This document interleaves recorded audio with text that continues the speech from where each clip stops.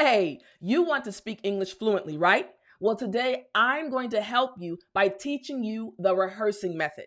Using this method, you will finally learn how to speak English fluently in only 5 days using this method. Are you ready? Well, then, I'm teacher Tiffani. Let's jump right in. All right, so again, this is a 5-day cycle. This method is based on 5 days.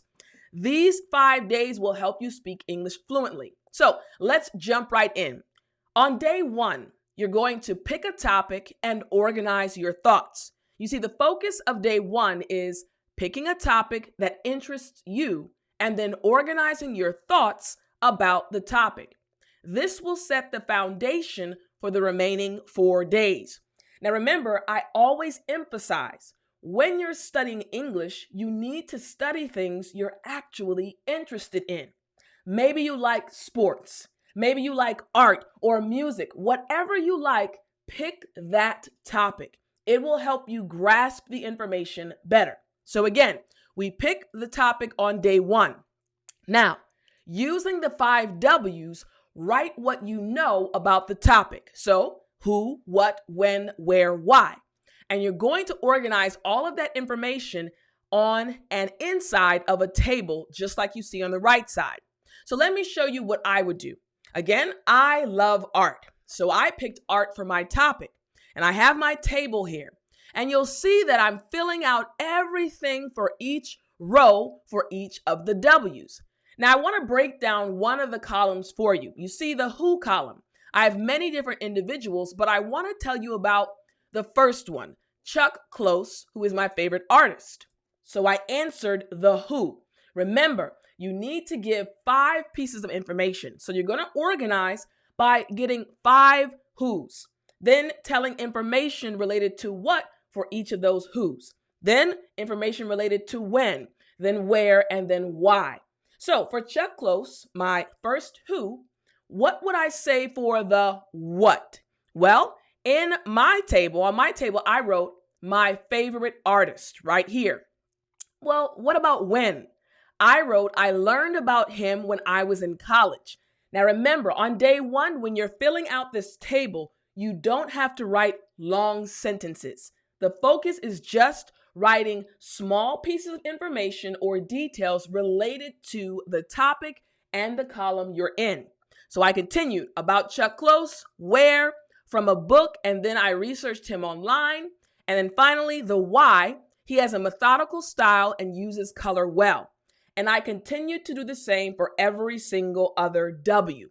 And you need to do the same on day 1. So 5 different columns, 5 W's, 5 what's, when, where, and why. That's day 1. All right, moving on to day number 2. Memorize your notes. Now, the focus of day 2 is memorizing the information that you entered into each column on day 1. This will help you keep your thoughts organized about the topic. Now, memorization is something that you as an English learner, I know you're very familiar with. But this is going to be a little bit different because you're memorizing chunks of information, notes that you've taken about topics or a topic you already are interested in. So it's not going to be hard to memorize the information. So let me explain it a little bit more. All right, memorize the information in column chunks. So again, on the right, you see the table right here. Then you have who, what, when, where, why, the first column. Then you have the second column, the third column, the fourth column, and the 5th column. You're going to memorize information based on the columns. This is very important when you're learning English because your brain will have something to connect to. So let's look at my example. Again, here we go. Remember, I had my table and it looked like this on day 1. So I'm going to select the first column, Chuck Close. What? My favorite artist. When? Learned about him when I was in college. Where? From a book, and then researched him online. And why? He has a methodical style and uses color well. So I'm going to memorize that column first. Who? Chuck Close. When? And then I go down and remember the information based on the W's for that column. This is what you need to do for day 2. memorize the information from day 1. All right. Now let's see what happens on day 3 using this rehearsing method. All right. So again, you continue for each column and then we move on to day 3. Time yourself. The focus of day 3 is timing yourself to see if you memorized the information properly. This will help you remember information faster during conversations. So you're going to time yourself in 4 different intervals: 1-minute intervals, 45 seconds intervals, 30 seconds, and then 3 minutes. So let me explain how this works. When you're memorizing information, sometimes you memorize it and then you stop. But the moment you gamify it, the moment you test yourself and challenge yourself, your brain goes into overdrive and it actually helps you remember information faster. So you're going to try to tap into that part of your brain on day 3. So here we go. Now this is my table again. Multiple tables. So the first time in 1 minute for each column, I'm going to try to repeat or rehearse the information. So I'll get my timer. I have my phone and I'll set it to 1 minute and I'll hit start like you will do too.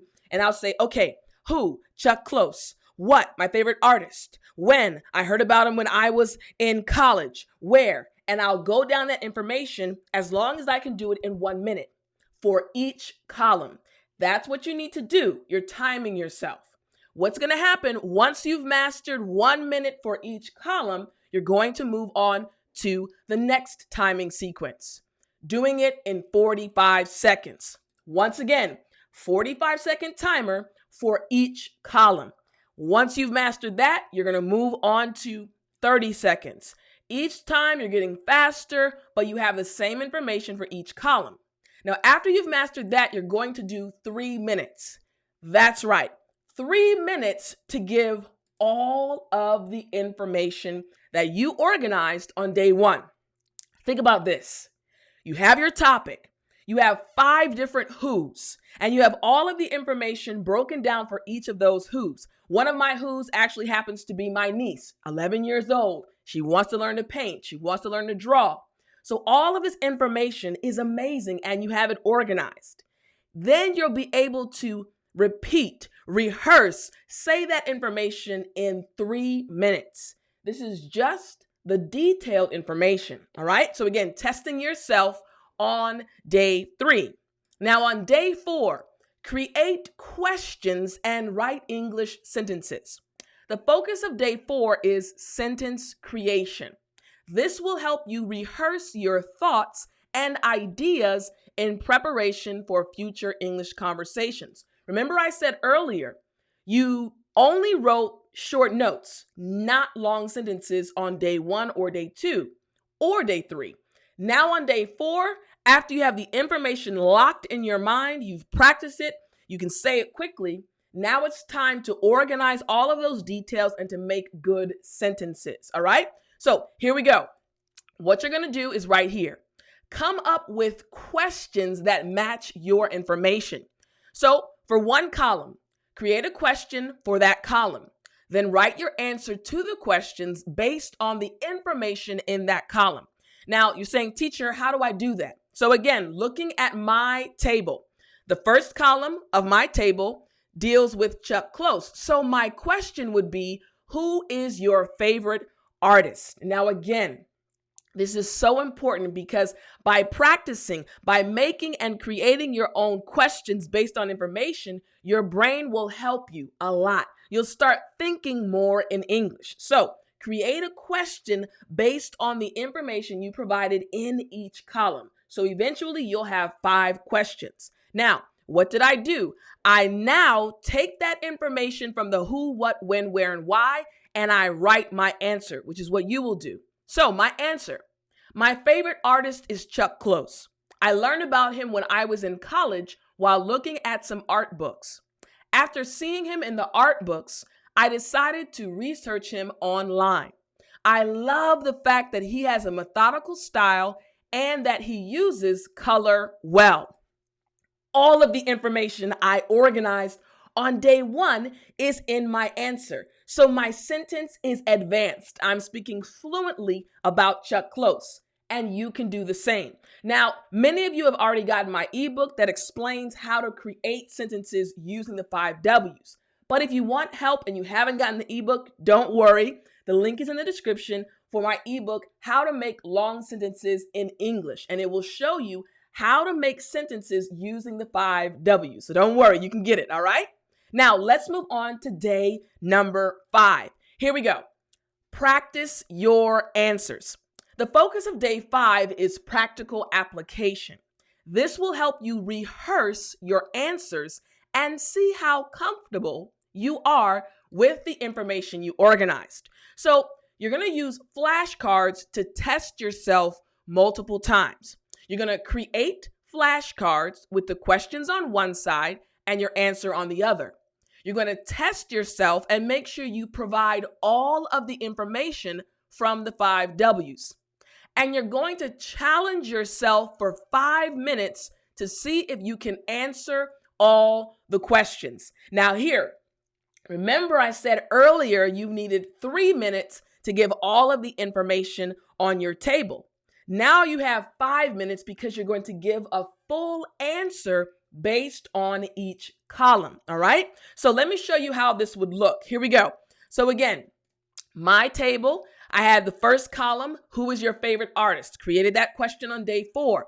Then my answer. So I transferred that question to one side of the cards, my flashcards. And then my answer is on the other side. Now again, don't worry about the grammar. This is all about helping you speak English fluently, which is about organizing your thoughts and getting all of the information out. Who, what, when, where, and why. So you have your flashcards and you practice on day 5, and you will finally speak English fluently like a native English speaker. Now, I really hope you enjoyed this method. I hope it helps you to finally speak English fluently. The rehearsing method is excellent. Again, I will see you next week. Have an awesome day, and remember to speak English.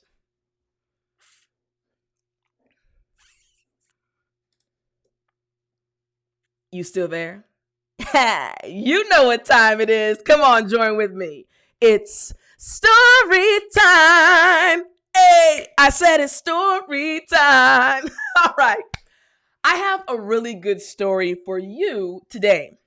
You see, as a kid, I was very active. I loved school. I loved my friends. I loved playing. I was a very happy kid. But sometimes you don't realize how much your childhood affected you. You know, as an adult, many of you are adults. There's some kids watching. Hey, kids. But many of us are adults. And sometimes we don't realize how much what happened in our past when we were kids affected us and changed us into the individuals we are right now. So I want to tell you about my elementary school. I had a wonderful elementary school experience. My parents sacrificed a lot for my sister and I in order for us to go to private school. You may hear the airplane in the background. We're going to keep going. So my parents sacrificed a lot. It was very expensive every single month, but they wanted my sister and I to experience Christian education. As you all know, I'm a Christian. So part of that experience was every day we would go to school, and every single morning we would have worship in my class. And it was a great start to the day. We'd sing songs every day. We sing glory, glory, glory, glory. And we had a wonderful time. Again, I have so many happy memories from my childhood and studying at my elementary school. But there was one thing we did at my elementary school every single morning. We recited the creed. We rehearsed something every single day.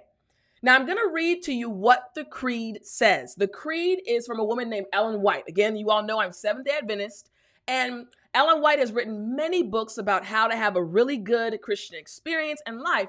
But as a child, we didn't know too much about her, but every single day we had to recite the creed. I'm going to read to you part of the creed really quickly. It said, "Higher than the highest human thought can reach is God's ideal for his children. Godliness, godlikeness is the goal to be reached. Before the student, there is opened a path of continual progress. He has an object to achieve, a standard to attain that includes everything good and pure and noble. He will advance as fast and as far as possible in every branch of true knowledge. Now, just hearing that, you can tell that, wow, this is really powerful. We had to memorize that. So our teachers had us rehearse it every single morning, Monday, Tuesday, Wednesday, Thursday, Friday. So I've said this literally thousands of times throughout my life. But now that I'm an adult, now that I'm reviewing my life and everything going on, as a child, we were like, oh man, we have to say this every day. It was long. But those words affected me.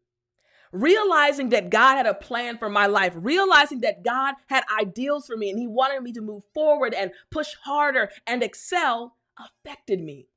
And that's exactly why I decided to become an English teacher.